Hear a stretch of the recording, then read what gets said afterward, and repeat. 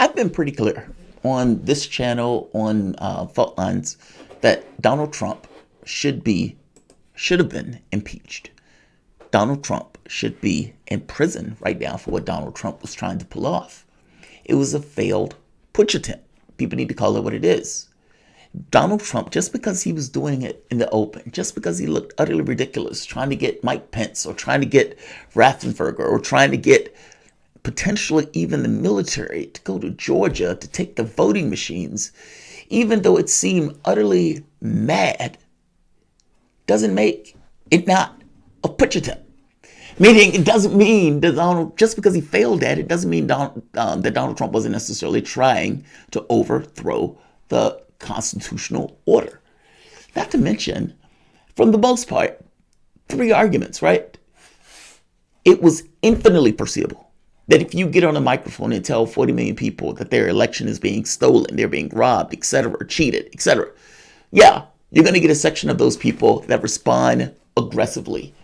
On top of that, if you're making the argument that there's something wrong with the voting systems, okay, fair enough.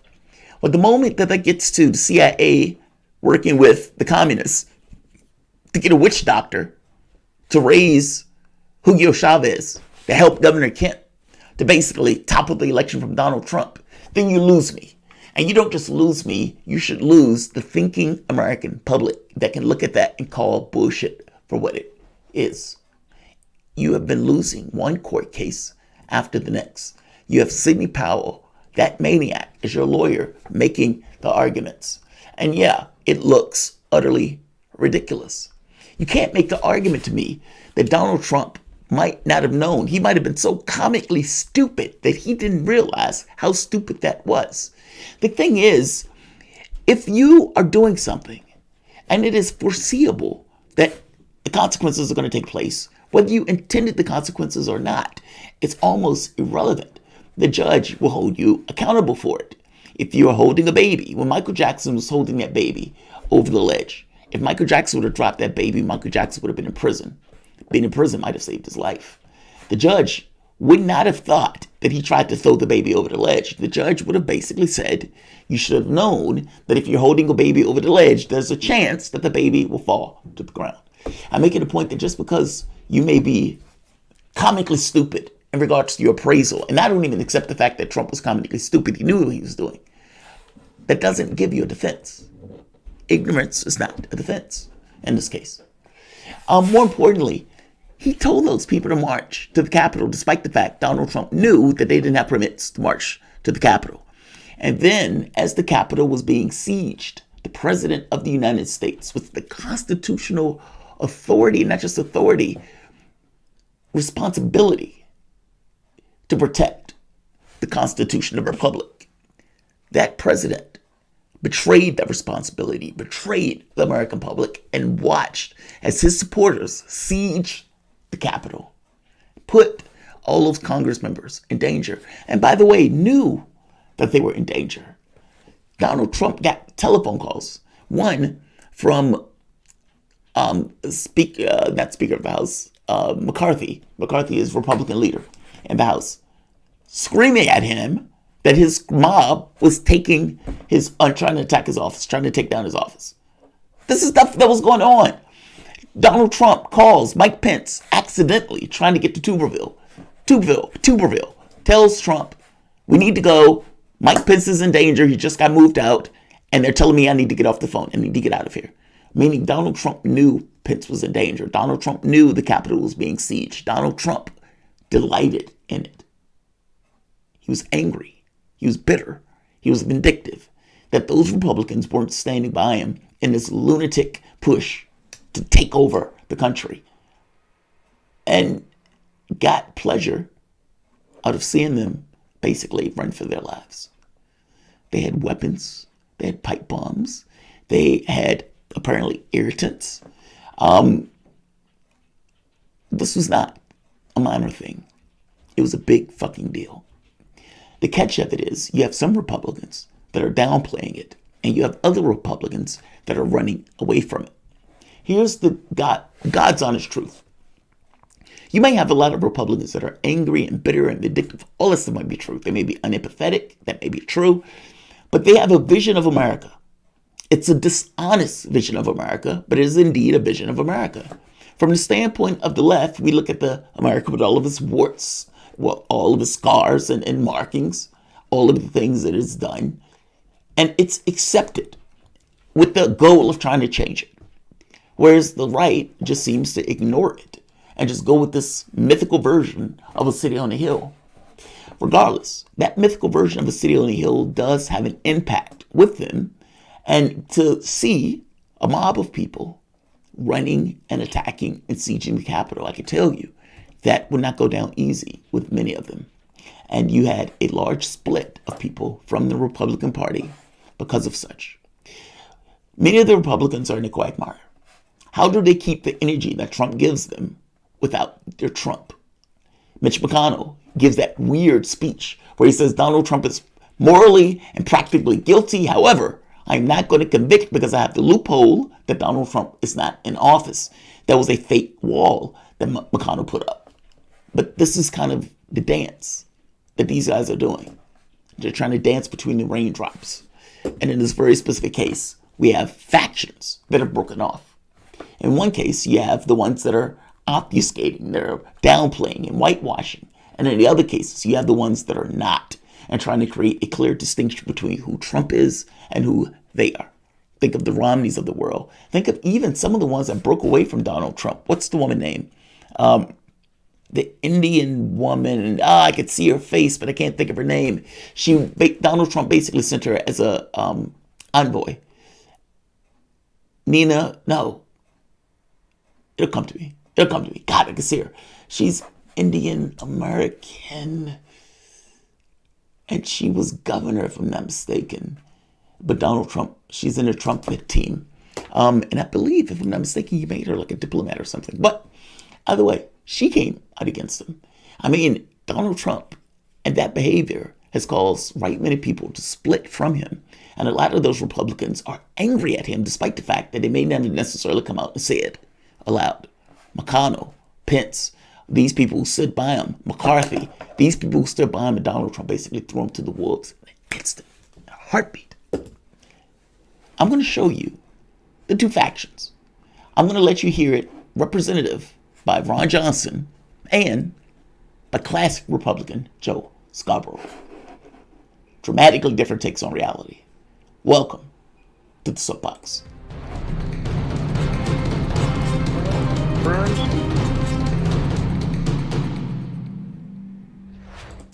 My name is Jamarl Thomas. This is the Progressive Soapbox.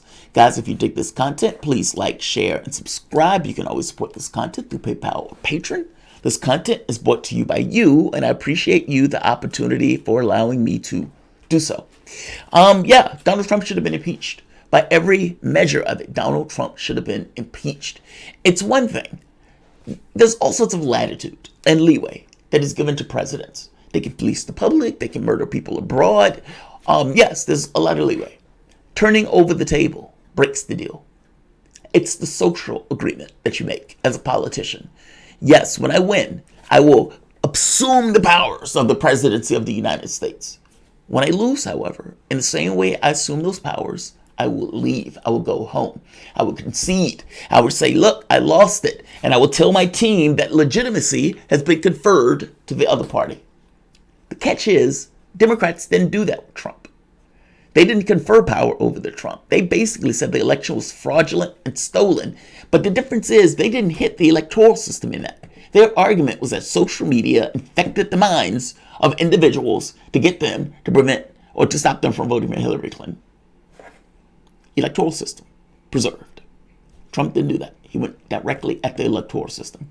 And that is taboo in and of itself. And at the point where he was screaming and not having anything, it was a hot, burning rail.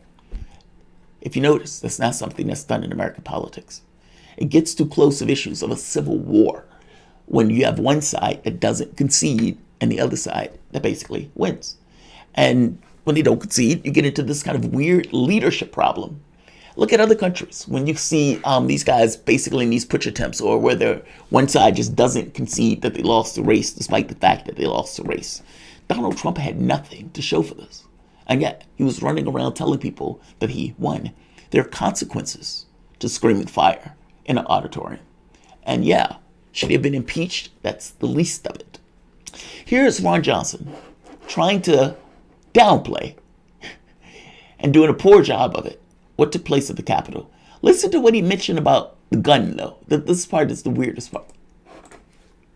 This didn't seem as like an armed insurrection to me. I mean, armed. When you think here of armed, don't you think of firearms? Mm-hmm. Here's questions I would have liked to ask: how many firearms were confiscated? How many shots were fired? I'm only aware of one. This didn't seem as like an. Just so we're clear, armed could mean all sorts of things, not just firearms. If it was firearms, they would say he had a firearm.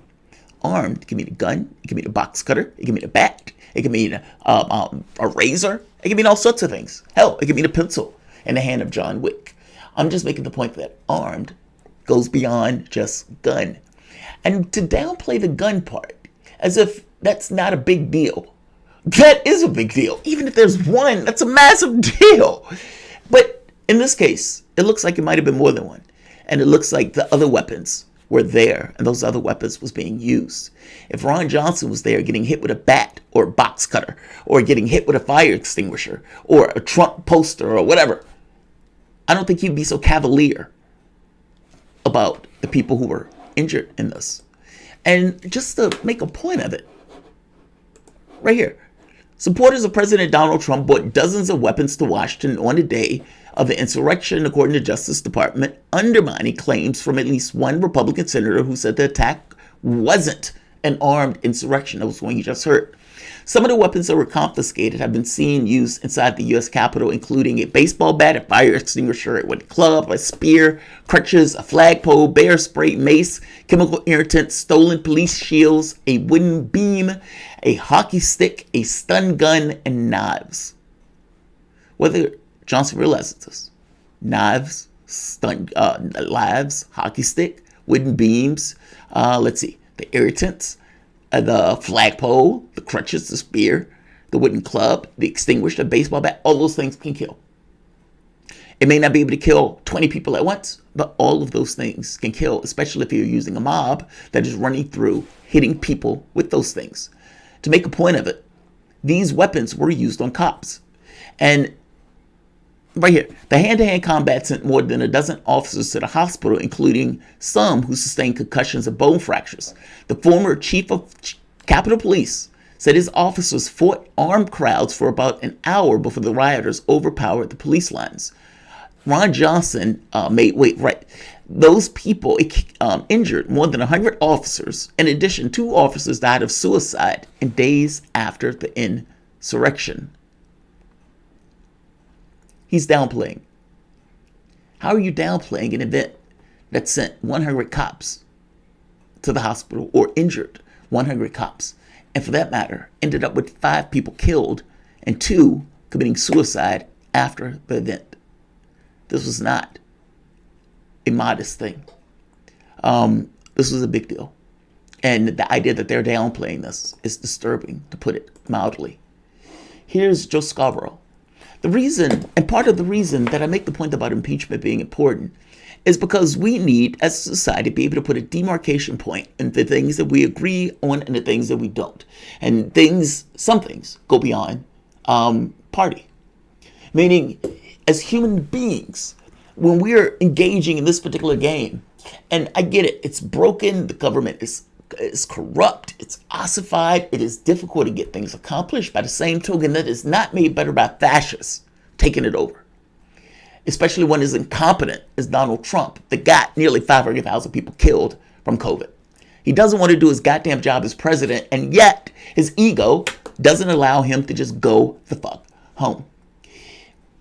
We need to create a demarcation point. We need to put a line in the sand saying this is not allowed. This is not something that we would tolerate as a society. If George Bush got impeached, if George Bush was put in prison, do you believe that George Bush, or do you believe that Obama would have been so cavalier with going into those 7 other countries, dropping bombs and starting wars? I'm telling you the answer is no. The reason that Obama didn't push for George Bush to be impeached, didn't push for prosecution of George Bush after finding out about the torture and everything else, was because Obama wanted to use the same faculty. And he didn't want his hands restrained by basically going after Bush. Meaning, if the precedent was set, it would have restrained the next presidents coming behind since that precedent was set. The idea that they're downplaying this is disturbing because it doesn't register as if it is a big fucking deal when it is a big fucking deal. Mitch McConnell did a great disservice. Those 43 treasonous Republicans didn't do their job and didn't represent the American interests when they didn't impeach Donald Trump. Ron Johnson just makes it that much worse when being that much slimy and trying to describe what was a failed coup attempt. Is that the game plan? I mean, are we really, is that what? To play incredibly stupid. Yeah. Is that where they end up after this is all over? Yeah. Pretending this did not happen when we have the video. We have the video. Did he not watch? Of police officers being beaten, some within inches of their lives, beaten with an American flag. We have the stories of the law enforcement officers lying on the ground while Trump terrorists were beating them, and them thinking to themselves that they had 4 children and wondering if they would ever see their children again. We heard the chants. We saw the nooses. We heard the terrorists scream, "Hang Mike Pence." I saw them destroying things. Mike Pence. Who do you think they're beating there? Who are they throwing that stuff at? Who are they slamming with those poles and whatnot? That is an armed attack. Does this look like a pleasant day in the Capitol? Does this look like a pleasant stroll? Or does this look like what it is? A large number of people sieging the Capitol with an ineffective police force that was nowhere near prepared to handle this level of people with this level of anger and ferocity raiding the Capitol. They had the nooses. They wanted to hang Mike Pence. Donald Trump was encouraging them through Twitter to go after Pence and to go after these guys. He egged them on even when he knew Mike Pence was in danger. Ron Johnson is utterly disgusting. The idea that you could look at something like this and say, there is no spoon, is astonishing. Whatever hate he get from that comment, he deserves. The Republican Party is at a crossroads. And basically, they need to make a determination of who and what they are. And fact of the matter is, whether or not Trump has the capacity to win outright, he can pull votes. If Donald Trump starts a new party, which he has the money to do and he has the popularity to do, it would only hurt Republicans. But he's that spiteful. He may do just that. I would say this, Ron Johnson is utterly disgusting, though. And the people who are towing that line and was willing to toe that line, people like Ted Cruz, utterly cynical, disgusting, with nothing inside of him other than rot and bile and just his own self-aggrandizement. Ted Cruz got into an argument with Trump supporters. They told him that they believed in Trump. They didn't believe in him. Ted Cruz, in this moment, takes the opportunity to up his reputation among Trump supporters by saying, I will defend Donald Trump in this cockamamie scheme to take over America. The thing is, I would wager to you that Ted Cruz didn't believe for a moment that any judge would allow the case. He probably didn't believe that even if they did allow a case, that they would give it any credibility, nor did he believe that McConnell and some of the other Republicans would have enough in order to push that through. Meaning, in his case, he's able to take this, cynically knowing that it's not going to go anywhere, with the idea of upping his reputation and credibility with Trump supporters for the next election. That's how slimy of a person Ted Cruz is. I'm going to leave it here. Like, share, and of course, subscribe.